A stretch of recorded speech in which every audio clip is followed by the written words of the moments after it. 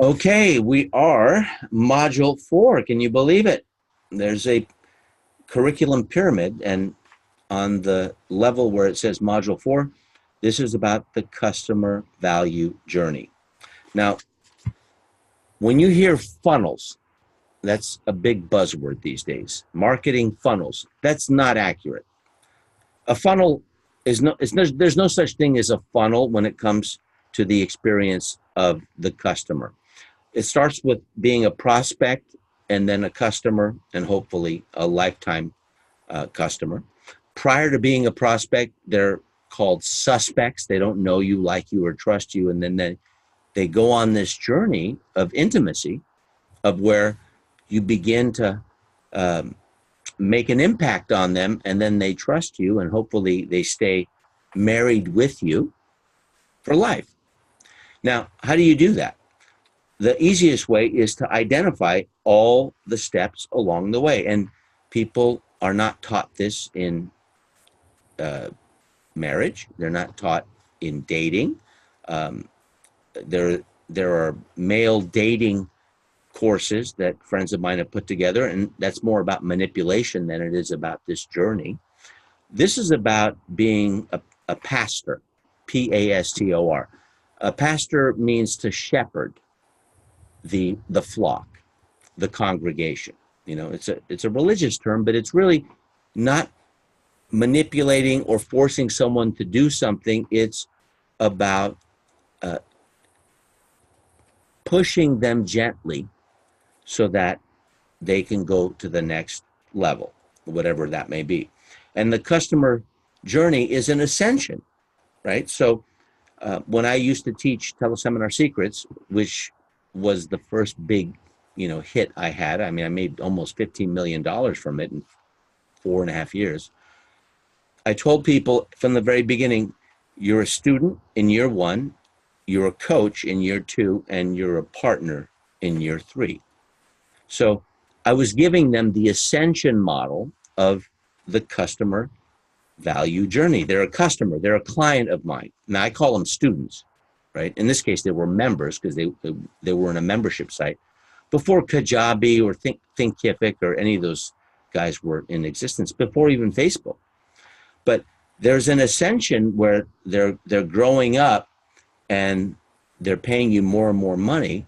And so you want to look at that whole process where it's not the growth ramp of the company, it's the growth and the ascension of the customer, which impacts the growth ramp of the company, which we've covered in an earlier module. Now, I am accessible to you. I am on you have access to me through either WhatsApp or Skype. I can't remember, to be honest. But if you have questions, ask them there, not in the Facebook group, because I won't always go into the Facebook group unless I'm posting something.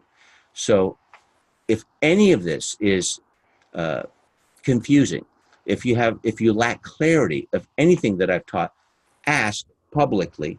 And if the other coaches can't answer them, and we'll see it because we're on a group chat, right? Then I'll answer it, because the last thing I want is to spend all this time and effort and then have you have a lack of clarity in moving forward, because this is true business. This is scaling business. This is not only assisting you to have other people grow, but for your own business, right?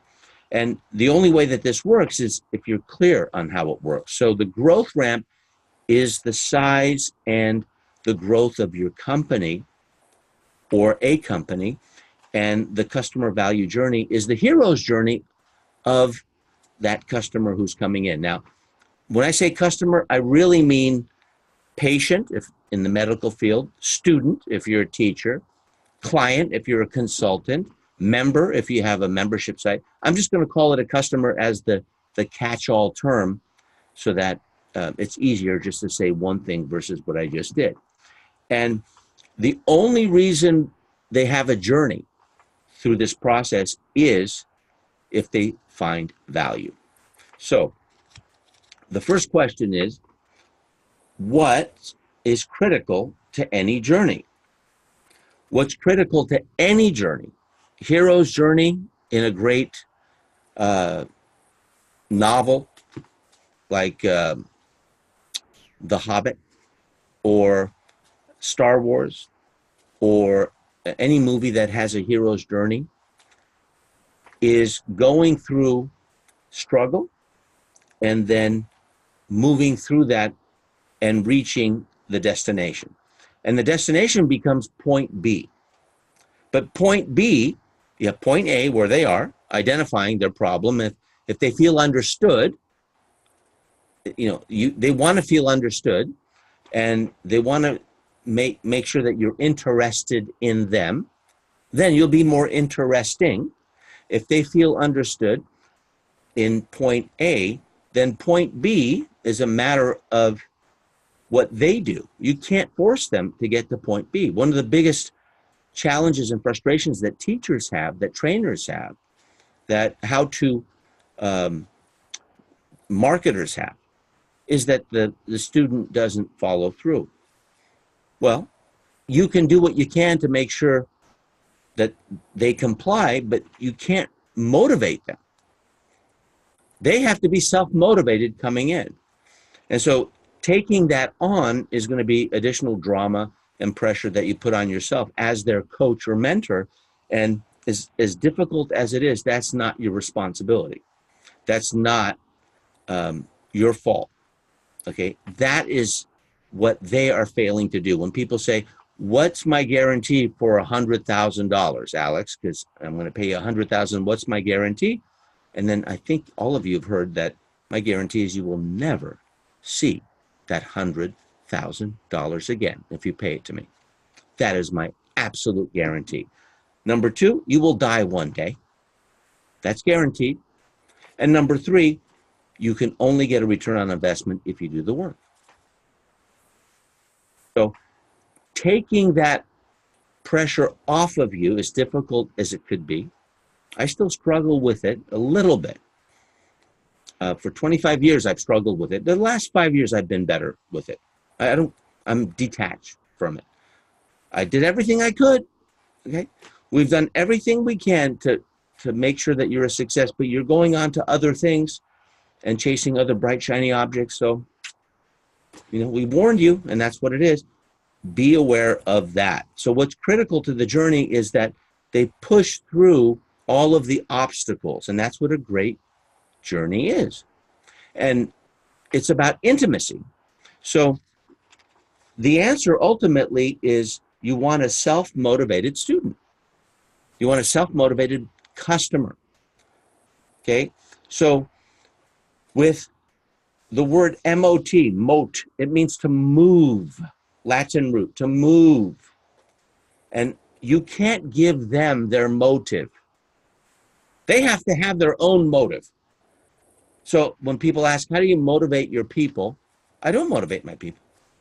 I may inspire them, I may influence them, I may persuade them. They have to come in self-motivated. I don't motivate. It's too much work. I don't motivate them to breathe or to go to bed. And I have 2 children. They never go to bed on time, and I'm supposed to be someone who's influential, right? And the only thing I have right now on my daughter, Brianna, is she wants a car. So I'm ethically bribing her every single night to go to bed before 10 p.m. Because today, unlike in my day when I was studying in high school, there's all of these distractions. And so I either take their phones, their mobile phone, and be a dictator, or I ethically bribe them and saying, we're not going to go car shopping unless you go to bed by 10 p.m. And then they stop interacting. So constant, interruption. Homework, and she's a straight A student, my daughter, right? Homework, text, homework, homework, text. Am I a bad dad? I know there are a lot of other better dads, but that's the challenge. And your students and the people you coach are no different. So don't expect to motivate someone. Know that you want to get them to move. That's what the MOT of motivate is. And they need to have a motive of what do they want ultimately. And unless you know what they want, they won't get what they want. That's Harbecker says that. So the key point is every customer, in your case, student or client, has to be self-motivated. Everyone. Motivated to reach out when they have a question. Motivated to get the stuff done. Motivated to admit when they haven't done what they committed to do. So it's not your job to motivate them. Influence them, shepherd them like a pastor, right? That's what pastor means. Like shepherd them like a shepherd. The flock is going in a specific direction, but they're not beating on the sheep. These are human beings and they have their own issues, right? So they have to come in with a motive of what they want to accomplish, and it's not your job to do that. Now, inspire and influence, yeah, but they have to have a motive. And the easiest way for them to drain your energy, because they do steal energy. Everyone has some kind of energy stealing drama, right? Some people are aloof. I'm an aloof. Right? So if you ask my former wife, or if you ask Sandra, I'm an aloof. Then there's an interrogator, person who asks questions. Well, who wins between the aloof and the interrogator? The aloof does. That's my dad. The interrogator, my mom, right? So asking, the aloof is just ignoring them, right? So that's a control drama, and you have that with your students. And that'll be the subject of another module. But there are these control dramas that people have. They don't realize it many times. Some come from childhood, others come from being an adult. But if they don't have a motive and they're going into another control drama, poor me, like that, it's an excuse, like it's not working. I have credit card debt. I have 14 credit cards. You're really good at that. I have 14 credit cards and $85,000 in debt. And I live in a third world country, so 85,000 is like a 250,000. Poor me is, well, what do I do? It's sucking energy. So I want you to be aware that if you allow your energy to be escaping to the customer, to the student, then you're going to be exhausted. You're going to lose willpower. It's not your job. It's not your responsibility. And I will defend you until the death, because you come before the customer. Always. The coach, the mentor always comes before. The team player always comes before the customer. And if you don't know that, I'm telling you right now. And I've never, ever seen a situation in 25 years where the student came before the client, even if I didn't, the coach, even if I didn't like the coach, even if the coach was stealing from me, as has happened in the past. The coach comes first. Why? Because you're the professional team that, we're closest to. And so they are there. They've paid, yes, but that doesn't mean that we're going to give up our energy and our lives and our hearts to them. They need to be self-motivated, and that's the issue. Personal initiative is an issue. So remember this. The only way the customer journey is possible is if they are motivated. Now, why is the customer value journey a key strategy for you to learn? I'm going to tell you this. I'm dramatic because I'm the son of Carol Mondosian. If you met Carol, you'll know that she's very dramatic. You can look at our Thanksgiving dinner. I took a video of it. If you know the journey, there's no such thing as a funnel. A funnel, what is a funnel? Does it look like this? Where you have a big mouth at the top and it goes like that? There is a client path that people will go through. That's a journey, not a funnel.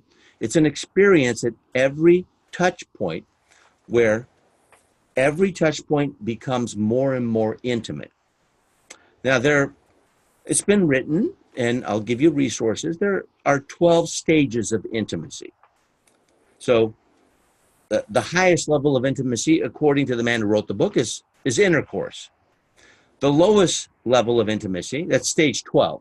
The lowest level is looking at someone and not being noticed, right? That's stage 1. Looking at someone and not being noticed. Stage 2, looking at someone and being noticed. Stage 2, right? And then you have a handshake or a high five, and then you have a hug, and then you have hand to face, and then you can fill in the blanks there. I'll give you resources on the 12 stages of intimacy, but it applies to the customer value journey, because if they don't notice you and you notice them, like you put out a Facebook ad and you have a lookalike audience, you've noticed them, they don't notice you, you're at stage 1.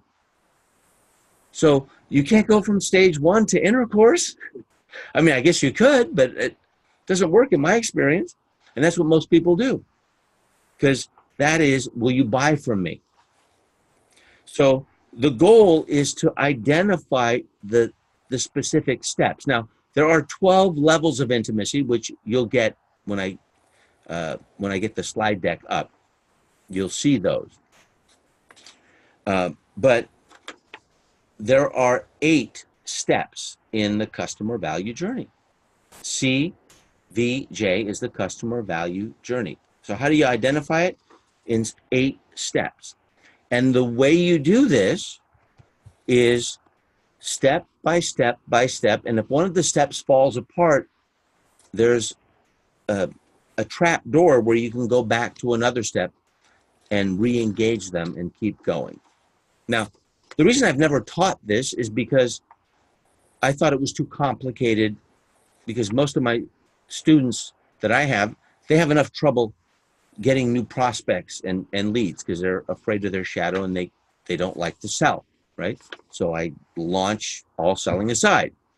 And then they listen to that and they start to tell stories, and then they don't know how to make an offer, or they don't think that they can get traffic, right? So then I have the Friday Hangout live shows at 12 noon, which some of you watch. I saw Diana today on there, right? So every time I see a problem, I try to solve it through not an episodic course, but a consistent process that week after week after week. I mean, it's not easy to do a podcast every single week. It's not easy to do a Friday show every week, especially when you travel. But if it raises the level and raises the intimacy with the person who's coming in to your world, the customer, then what's going to happen is you're going to collapse the amount of time between the suspect and then the lifelong client. You're going to collapse that time frame if they feel that they're closer to you. So step 1 is they're aware of you. Now, from a point of intimacy, they notice you. So you see them because, I mean, it's attractive. This is a client. It could be worth hundreds of thousands of dollars, right? But they're not noticing you. They just keep walking, right? And then all of a sudden they're aware of you. So when they become aware of you, that's step 1. Now, the easiest way for them to be aware of you is through a referral. And so if you have an existing client, which all of you have had, you ask them the ultimate question. And the ultimate question, I've taught many, many times, but if it's not coming to your mind of what the question is on a scale of 0 to 10, 10 being very likely, 0 being not likely at all, how likely would it be that you would refer a friend or a colleague to, and then put in your product, to Guerrilla Business Online, to Zero Limits Mastery, to put in your own product? So on a scale of 0 to 10, how likely would it be? Now, if they give you a 9 or a 10, they're called a promoter. If they give you a 7 or 8, they're called a passive. If they're giving you a 0 to a 6, they're called a detractor. They're actually going to detract people from you, like a dentist who makes your gums bleed. Never go to that dentist again. Or you get food poisoning in a restaurant, never eat there again. That's called a detractor, right? So 0 to 6, detractor, 7 and 8, passive, and 9 and 10, promoter. Now, if they say 9 or 10, then you can ask them, well, what would you say? What would you specifically say to someone? And then you're going to get their sales pitch. What would you say to them? If you get a 7 or 8, that's a passive, then that's a C or a B in school, right? 70%, 80%. Then you say, well, what would make it a 10? What would make it a 10? And then for the detractor, what's the reason or reasons why you gave us this score? 6, which is a D, 5, F, and then all the way down to 0, right? What's the reason or reasons why you gave this score? Now, if you want to see the ultimate question template, you go to marketingonline.com/UQ, and you can see it. It's the easiest way to get referrals. I see it through text when I go to Enterprise Rent-A-Car. I see it through email with AT&T, which is my telecommunications company. But it's a very simple way. There's 2 questions on a scale of 0 to 10. How likely would it be for you to refer a colleague or a friend? And that's when you know that you have rapport with them. So let's say you just got a renewal, and Diana has gotten a bunch of renewals with coachings, right? With Guerrilla Business Online. So when they say yes to the renewal, you say, great. How likely would it be on a scale of 0 to 10 to refer a colleague or a friend to GBO? 0 to 10, 10 being highly likely, 0 being not likely at all. 9. Oh, okay. What would you say to them? Since you gave it a 9, what would you specifically say, right? If they said 6, what's the reason or reasons behind your score? If they said 7, what would make it a 10, right? Now, many people think because the passive level is closer to the promoter level that it's easier to turn passives into promoters. That's not right. You know, when you have awareness, right, you're looking for energy. You're looking for motivation. The detractor is more likely to become a promoter. So I'm a dentist. I made your gums bleed. I come to your house. Dr. Mondosian, what are you doing here? I made your gums bleed yesterday. No, you didn't. Yes, I did. I know I did. Well, yeah, you did. I'm really sorry. And just fill in the blanks. My kids had a shitty day at school. I had an argument with my wife. I got hit by a bus, whatever, right? So it's easier now. If you take that detractor, there's energy there. They're angry. It's like an opt out. They're opting out of your list. So they're about to make a decision. It's easier to take a detractor 6 to 0 to a 9 or a 10 than it is to take a 7 or 8 to a 10. Why? Because a passive is aloof. A passive manipulates by not giving energy. They don't go down, they don't go up. So ignore the passive, focus on the promoter or the detractor. Now, this is a lesson for a future time, but getting awareness is the first stage in the customer value journey. Now, after they're aware, what's your goal? Your goal is to engage them.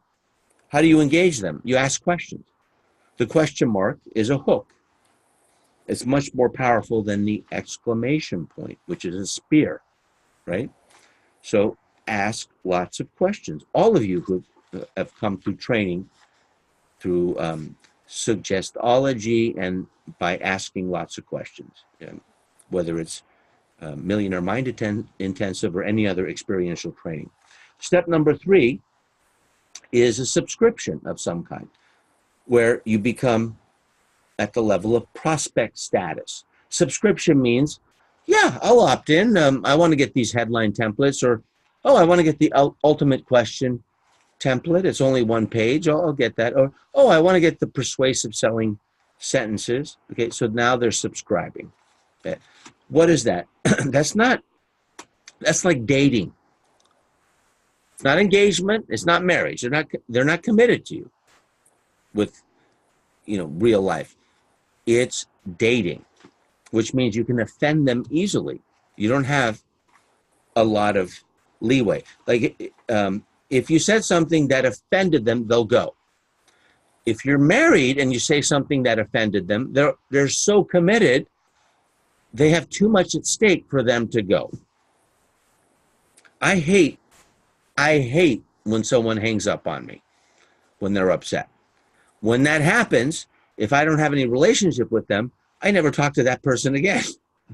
That doesn't happen often. But if someone I love hangs up on me, like my mother, who I can't remember the last time she did, but if she did, I'm not going to stop that relationship. So it's a higher level of intimacy, and the lower level that you have in this journey, the more fragile it is. And you know this. I mean, it's human interaction, H to H, human to human. Step 4, conversion. So the moment they go from a subscription, email list, mobile, it could be a Facebook group, right? Not just email. Now, conversion is where they become a customer. They've spent $1. What's the difference between an amateur and a professional? $1. Okay. And here's where things get interesting. Step 5 is excitement. When people convert to a customer, people stop putting on the value of exciting them. So the whole purpose of them becoming a converted customer, even if it's $1 or $100, even $100,000, is to get them excited, to ascend them. I just converted a $30,000 client who came on board 6 months ago, and he's coming to this office on Sunday, and he's paying another $30,000. And if he ends up, doing what I want him to do, I'm also going to get a percentage of the business that he does. That's ascension. That's excitement. When he came in, I looked at it as a lifelong interaction, and I want you to do the same. Now, that's excitement. Now, once you get them excited, then the next step 6, is getting them to ascend. And ascension means belonging. That's the emotion you're selling. Are you going to do the membership at $100,000, at $30,000, or $12,000? Are you going to do the $15,000 zero limits mastery, or the $7,000, or the $5,000? So that is ascension. You always start high and then you go low. In fact, even if the high is not available, like I don't want to do 100K clients anymore. I already proved that it can be done through a 1-hour discovery session, right, on video. I don't want any more of them, because it was just very, very difficult for a full year. So I said, well, the highest level you could work with me is one-on-one for a year at $100,000. Unfortunately, that's not available anymore. So the 2 levels would be 30 and 12. But I mentioned that, and so ascension doesn't just mean going from low to high. It means starting high and going low so that you can get them in the middle. Because if you go 100, 30, and 12, it's easier to get them at 30.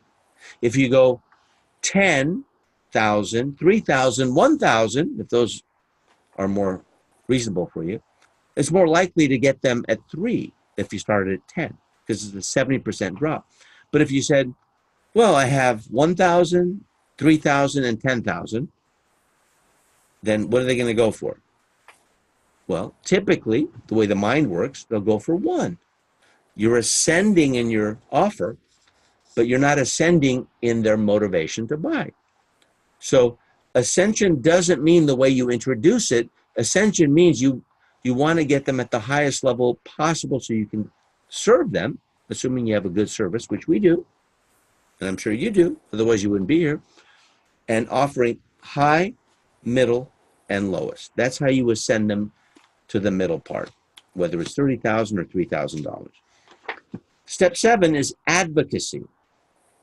Now, after they've been with you for a while, advocacy is advocating and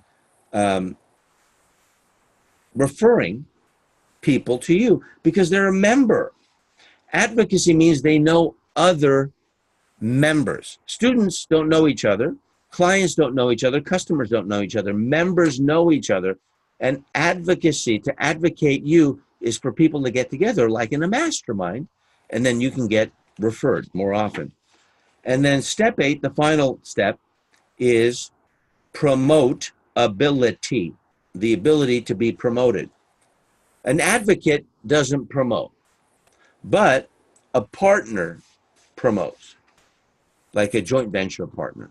An advocate will just think about you and, refer you, but a promoter, a promotability means their ability to promote you. They're actually going out of their way to promote you. When someone comes into my world as a joint venture partner, I go all in. I know Diana knows this because she's been part of that. I think Michelle knows it, and some of you may know this as well, but I'm all in.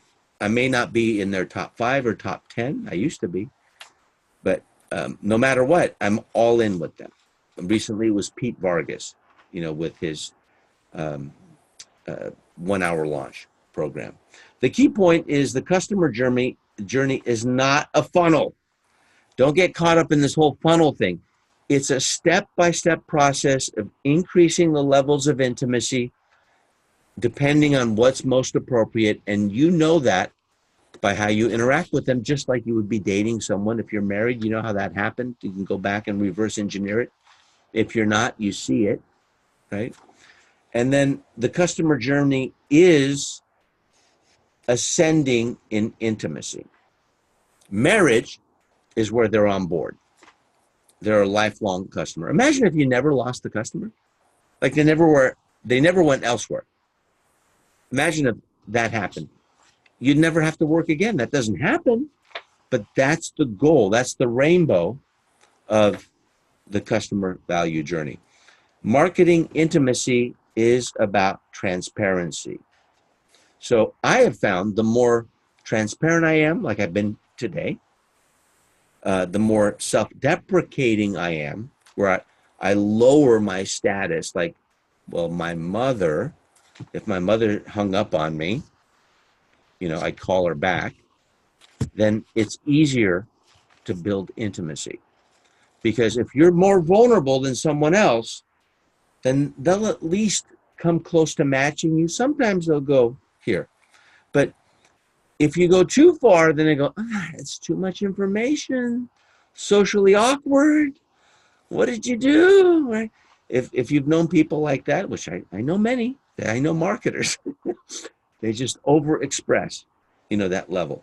So if you get a response from a customer, in your case, a client, that is not feeling good, it's because you probably have, in America, we have this thing called the leapfrog, So one person goes down on their knees and then we jump over them and then they jump over us and we jump over them, and that's called leapfrogging.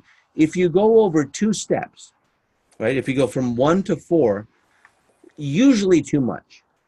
If you go from 7 to 12, too much. It's a journey, step by step by step by step, where you're getting more and more intimate. In this case, it's with their wallet and not with their physical interaction with you. So that's the customer value journey. The template itself, so you see the process and how the arrows go through, that will be in the Facebook group. And if I can't get it uploaded, I will get it to Michelle and she will get it to you. And then the slide deck of the presentation, I will have that up as well so that it has more meaning. What this is for you to understand that forget about the funnel as it relates to human beings. A funnel is about projects and systems and processes. A journey is about human beings. And if I were to say, what's the number one reason for my success? It would be because people know how I feel. When I'm irritated, people know it. When I'm happy, people know it. When I'm on, they know it. When I'm off, they know it. And that when I'm off, I tell them. When I'm irritated, I tell them. Some of you experienced that today. So that's, I think, vulnerability, but I also think it's a level of intimacy. I thought of an idea recently that I think could be a winner. I've been to many funerals lately because I'm getting older. I'm 54, and I lost a few friends lately that I'm very sad about. Recently, one who was a mentor of mine, and I got a chance to speak, as a eulogy. And then I was thinking recently, what would be more intimate than that? I thought, what if the person who died gave his own eulogy and other people spoke after him? What if that was his epilogue speech? An epilogue is the after, it's the ending of a book usually, right? And if I were to give that speech, I would have music. So I would choose my music. I would have a quote and I would have video. And I would say something like, I have no idea who made it here today, but I am so grateful you're there. And I hope that if you weep for me, know that I am in a place that is remarkable. And I hope I don't see you soon. But if I do, know that I'm okay. And I don't know what the speech is going to look like, but that would be really cool, to hear the person who's dead, right? In my case, it'll probably be an urn with ashes, right? And see video. And so that's intimate. And I thought, God, I think I could sell that for $15,000, right? Like give your own eulogy speech, because people would go for that. I know a lot of wealthy people, they would love to give that shit. I have a lot of speakers. No one offers that, right? And then I'm thinking, I'm going to do one at 55 for sure, March 9th. But then I'll do one at 65 and 75. Like I'm going to live 10 more years, and you can have a few versions of it, right? Because if I die, I want to live to 108. That's my goal. So it'll make more sense if I gave the speech at 100 versus at 55, because it'll sound more like me. That's intimate with people who know, like, and trust you, who understand and believe in you, and it's the right time for them to be at your funeral. And that's no different than starting a relationship with a new client. If you think of, hey, new client, what's going to be your talk after you're dead? So I don't know if I'll end up selling that or not, but I think it's a great idea. I'm going to do mine. So I'm going to do mine next year. And I don't think you need to be old to do it, but just do it. And how cool would that be, so that people can speak after you? Because the talks I saw at the eulogy of my good friend, they sucked. They were awful. You don't know him. I mean, I knew him. You don't even know him. How could you say that? So it would be cool if he was giving the talk, right? And so I'm always looking at ways to make more money. That's kind of a cool idea. We'll see if it comes into play or not. But it is the customer value journey. The Tibetans really got it down. They prepared to die. It's inevitable, right? They prepared to die. And they prepare because they believe, as Buddhists, that, in your moment of death, what your mind is thinking and how you approach it is going to determine your next life, because they believe in multiple lives, right? Unlike the Christian tradition. And so in preparing to die is cool, right? Because it's going to happen. I was skydiving with Gabriel for his 18th birthday. Sandra was there. She got sick. And we put it up on Facebook, so you get to see Gabriel, going crazy. My guy, who was my skydiving partner, because you have to skydive with someone, they pull the chute. He was very concerned about me. And he said, "Are you okay?" I said, "Yeah, why?" Because we're all getting ready. Sandra's going, oh my God. And Sandra had the worst guy of all. Okay, he had like 6 different, piercings in his ear. They called him Crazy Nate. He was doing these 360s when the parachute came out. So she was like sick by the time she landed. It was so perfect for her. It was a great journey. But for me, my guy, nice guy, he was a Swede, a Swedish guy. He said, "Are you okay?" I said, "I'm fine." He said, "It's your first time?" I said, "Yeah." He said, "Are you nervous?" I said, "No." He said, "Are you sure?" He thinks I'm in denial. He said, "Are you sure?" Because everyone else is, panicking a little bit. They ask, we get to 15,500 feet. Are you ready? Some people go, "No." Other people go, "Bleh," right? And then they go down in the plane. They don't jump, right? And so I said, I'm not nervous at all, and I'm not in denial. He said, "Why?" I said, "Because there's only 2 outcomes. We're at 15,000 feet. I'm either going to land safely with you or we're going to both die. So why would I ever be concerned? If I die, this is the way to go, man. No, there's no suffering, man. I am going down." And by the way, 1 minute free fall, all of you should. It is badass. It is so awesome. And then when the chute opens, unbelievable, right? Unbelievable. And that was my approach. Now, that doesn't make me any more courageous, but it's just logical. I'll either die or I'll land. I asked my former wife permission to take Gabe because we share him. She said yes. And she was pretty good about it. Gabe was actually really nervous, but he's a teenager. His girlfriend was there, so he didn't want to show that he's peeing down his pants. But he jumped. Everything went well, and it was awesome. Sandra got sick, and Crazy Nate said, "Hey, your girlfriend's sick," and Sandra's the only one on her back where we all landed, and I'm there saying, "Are you okay?" She goes, "No." So everyone else asked permission. Hey, can we do some 360s after the parachute opens? And it's more scary when you're doing these 360-degree turns when the parachute opens. Nate didn't ask her permission. Now, Sandra is a control freak. If you know Sandra, okay, well, I think that's pretty safe to say, right? And if you don't know that, then I'm telling you, she's a control freak. She has to manage and control parts, right? And we know that you can't control things. There's a lot of uncertainty. Well, she had the perfect person. Nate was the worst person to be with her, and that was the perfect person to be with her. And this guy is like, fuck, I'm getting paid just to jump, man. And he does it like 5 times or 6 times a day. It's fun. And he's going, all right, we're going. And then now he's going round and round, and she's like ready to vomit. And she landed. She was fine. And then we processed it on the way home in the car. But the point is, he had no connection. He did not ask her permission like my guy did. Okay? My guy was saying, "Are you okay?" "Yeah, I'm fine." "You're not nervous?" "No." "You want to know why?" "Yeah." We had intimacy. "Hey, you want to hold this handle here and we'll do a 360. Do I pull it here?" "Yeah." And I pull it, and I'm going, "Oh shit!" And I'm going round and round. That was more scary than actually the free fall, because I thought the parachute's going to get caught up and we're going to fall to our death, right? That's not Nate. Nate doesn't give. Crazy Nate, by the way. I think he had 3 earrings in his nose. He had 4 on each ear, right? And he was like, had dreadlocks. White guy.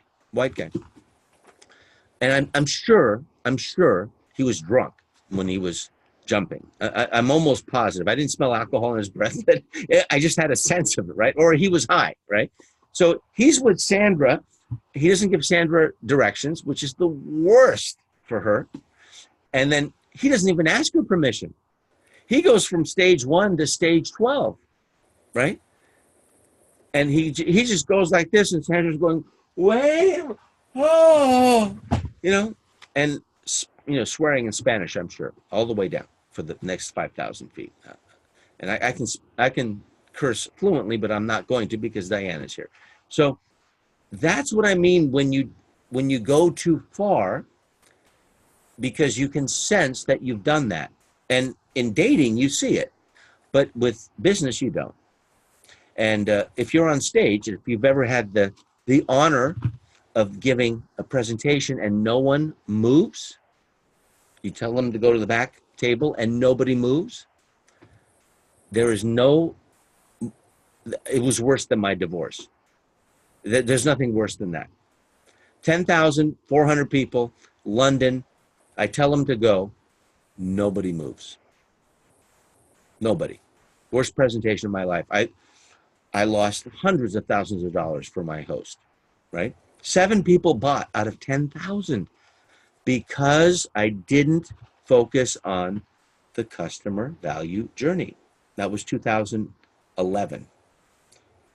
And I hope it never happens again, but it happened and it was awful.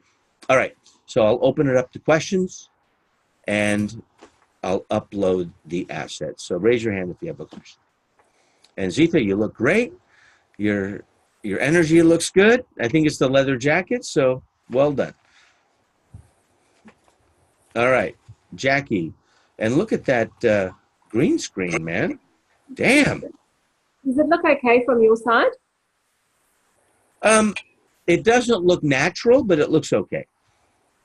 Thank you for the feedback.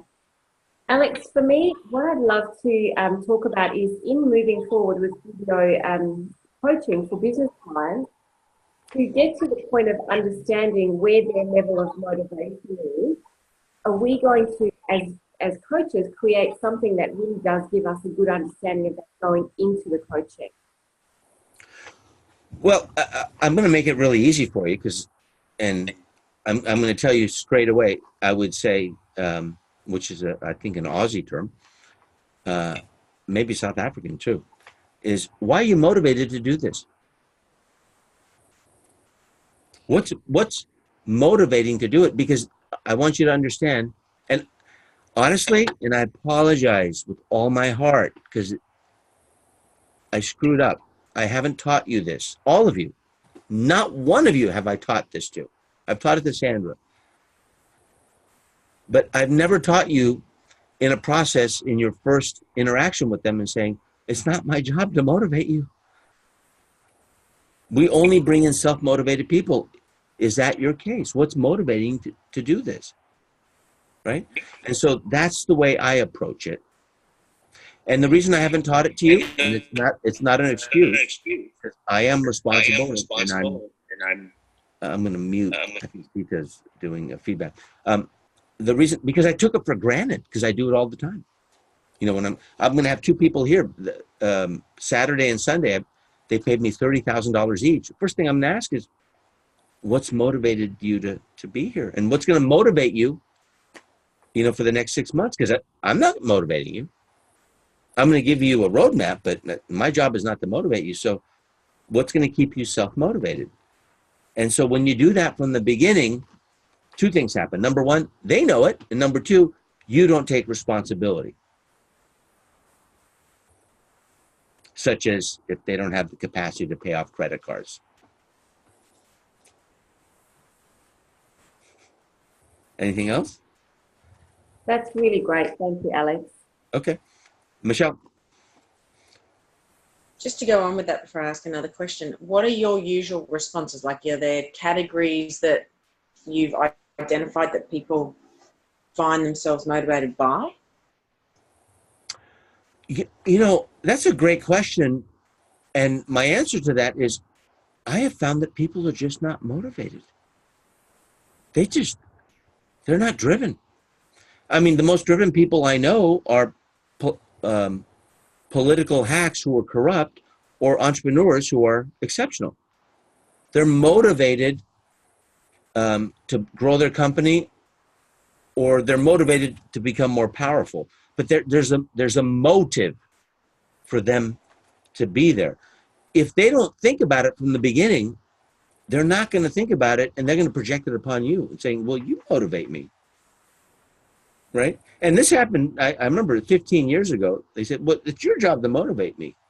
And my response was, no, it's not. And their response was, well, you didn't tell me that.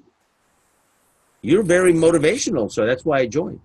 And at that moment, and again, I'm so sorry I haven't taught you this, because I have not. Because I do it.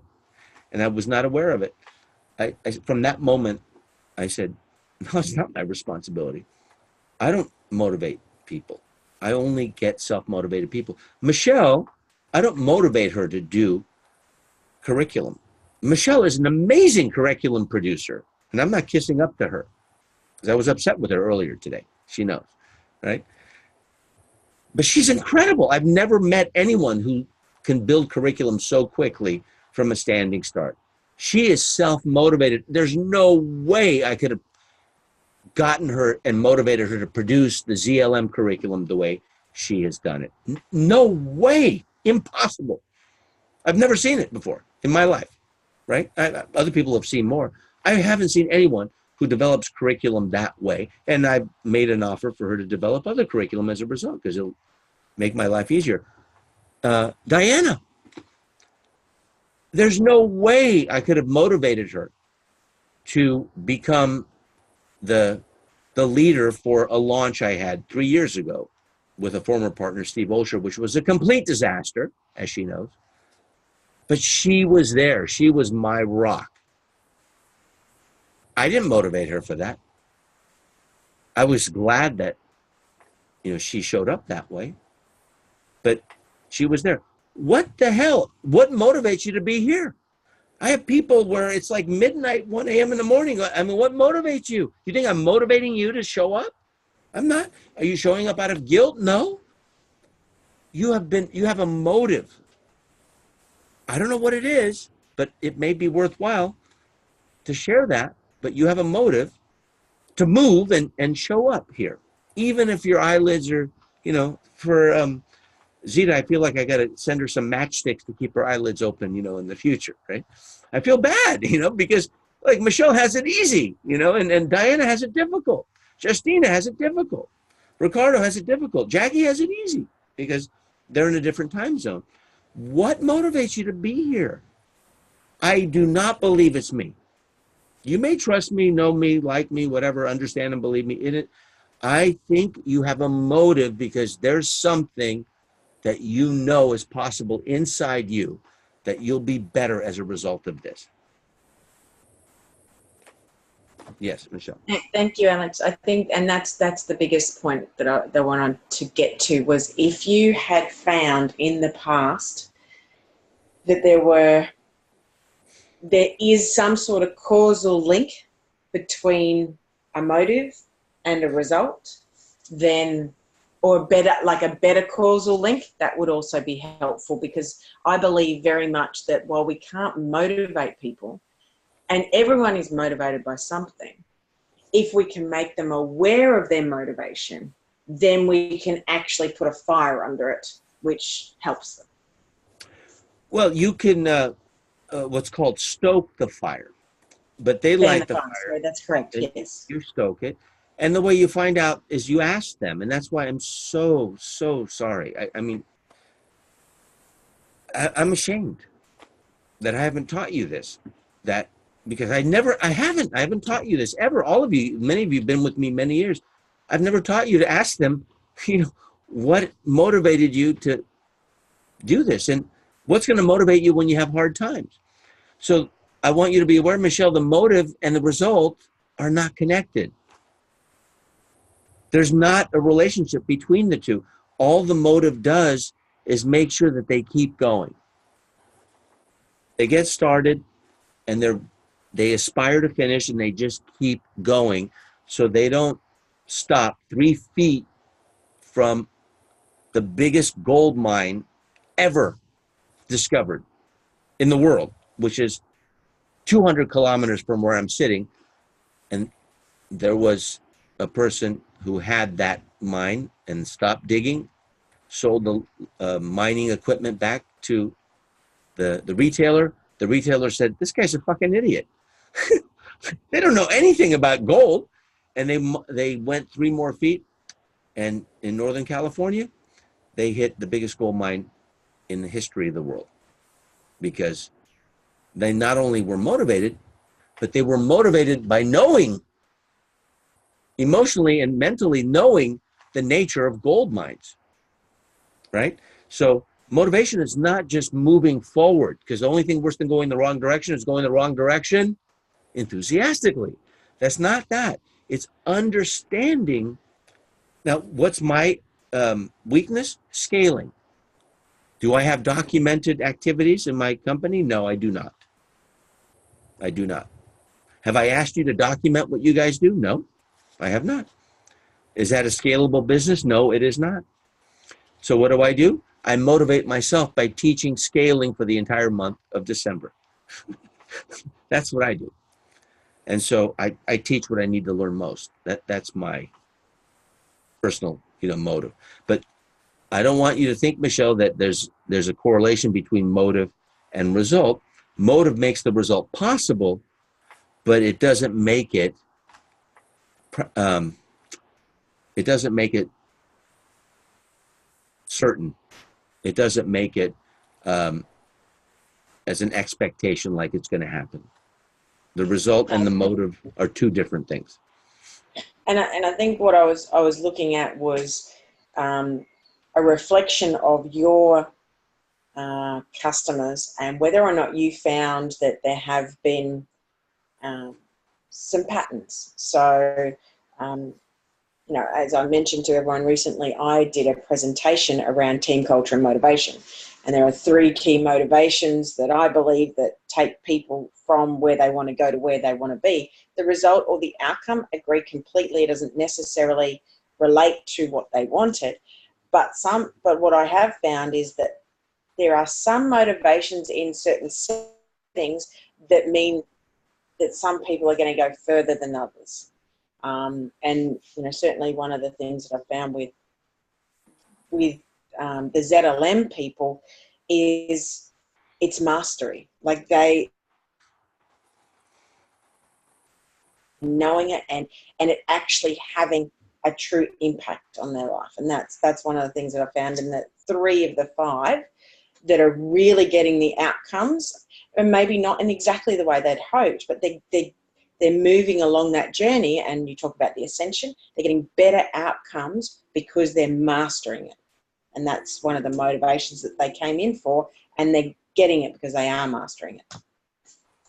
Yeah, my experience of ZLM, which has been the most different experience I've ever seen, is we have highly motivated people, but they're highly motivated underachievers.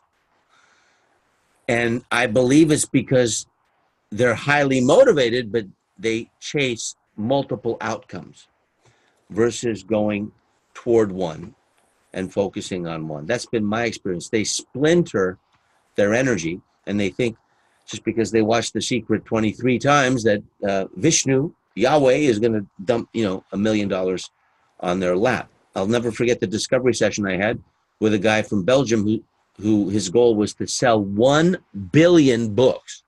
Have you ever written a book before? No. 1 billion. Mark Victor Hansen and Jack Canfield haven't sold 1 billion, and the Bible, I think it's been sold maybe 1 billion, but where does 1 billion come from? Well, so that's a great motive to have, but I think it's a little bit more of a unicorn or rainbow than what's possible. That's been my experience of ZLM. So the whole purpose of asking what's motivating you, right, is to make sure that they're expressing reality, that they have their feet on the ground. So when the guy says, I want to sell 1 billion books, I said, how about 100,000? He says, no, we can't do 100,000. I said, have you ever written a book? No. Have you ever sold 1 book? No. So isn't 100,000 on the path to 1 billion? Yes. And then we got to the money conversation. So how are you going to pay for this? I want to do this $7,000 deal. How are you going to pay for it? I just know that it's going to show up. I've been buying lottery tickets, right? So many times the motive is irrational. And so when you ask someone, what's your motive? What's the motivation behind doing this? You're going to actually see how in touch with reality they are. And that's your first coaching responsibility. And that's why I'm so sorry I haven't taught this before, because I think it's an egregious oversight on my part. So if the whole point of asking them is not just to establish that you have to be self-motivated, are they realistic? Are they rational? Is their motive rational? Why are you doing this? Because I want to be able to jump off a 60-story building and fly. Well, I can't help you, so I might as well give you a refund, right? So it's a really important exchange to have with people. And I think it'll make your coaching a lot easier, which is why I'm really sorry.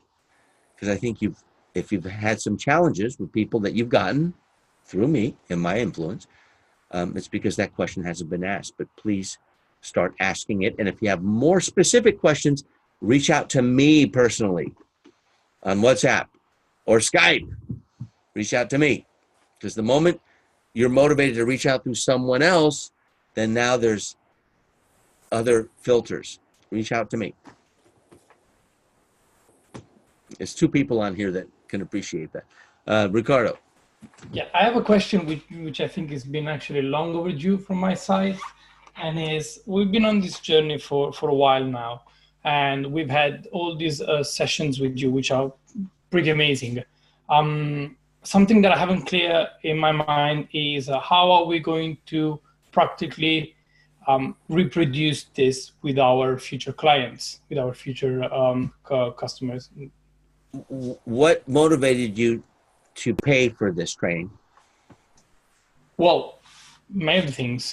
First of all, is to have a system that would be able to A, work on me, and B, I am actually going to be able to replicate it on someone else and help them, support them in the growth. So both to grow myself and to allow others to grow.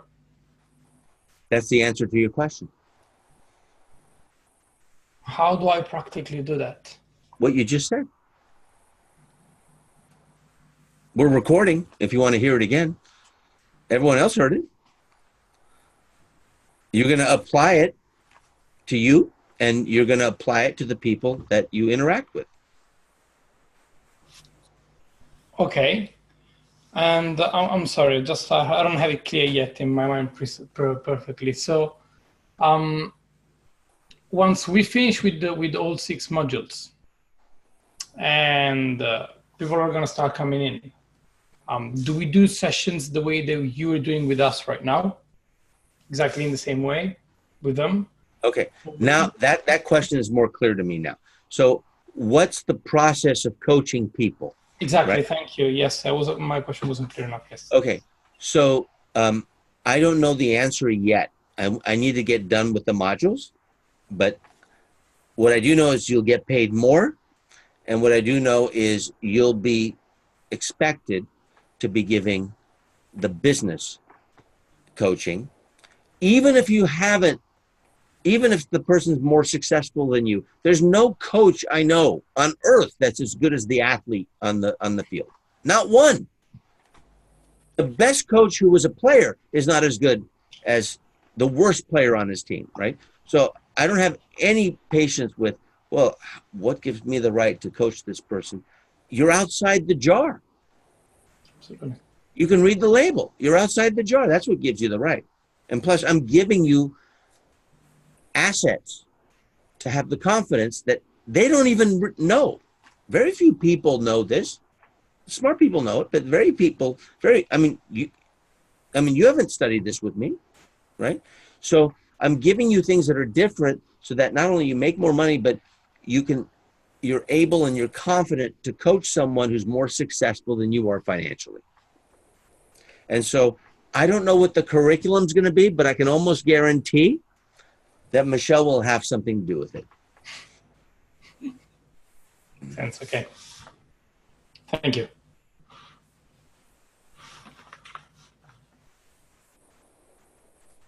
And I don't know if this helps or not, Ricardo, but I've already been thinking through what that might look like. I just haven't had the conversation yet with Alex.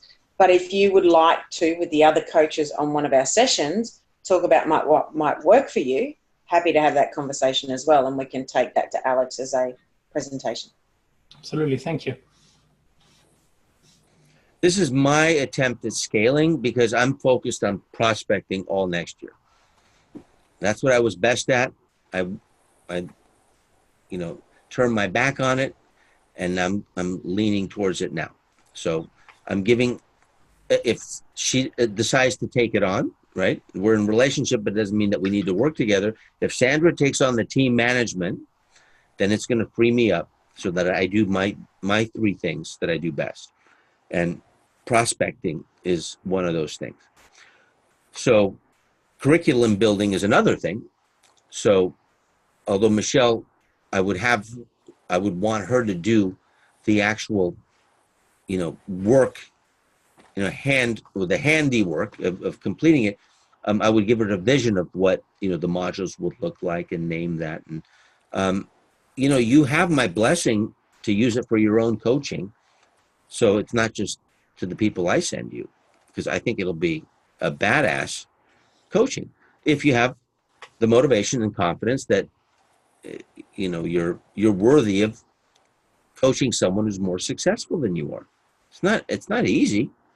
I coach people who are a lot more successful than I am. It's not easy.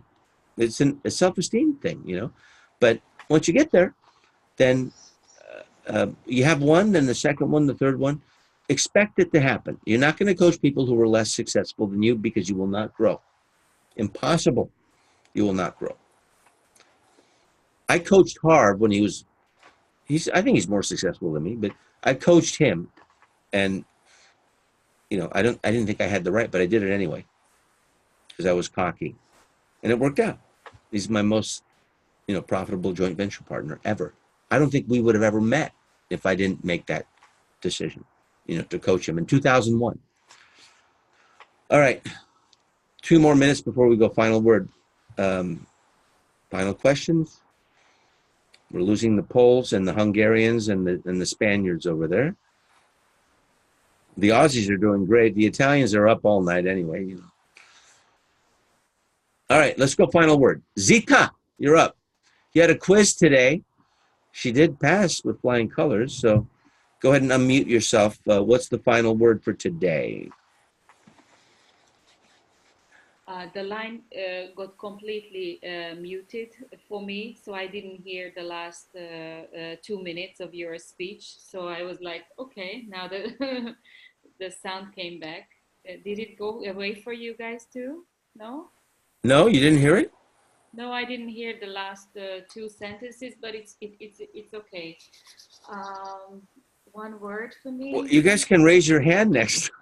No, I was trying to see if anybody else had the same thing, but Okay. Anyway, it's team. Team?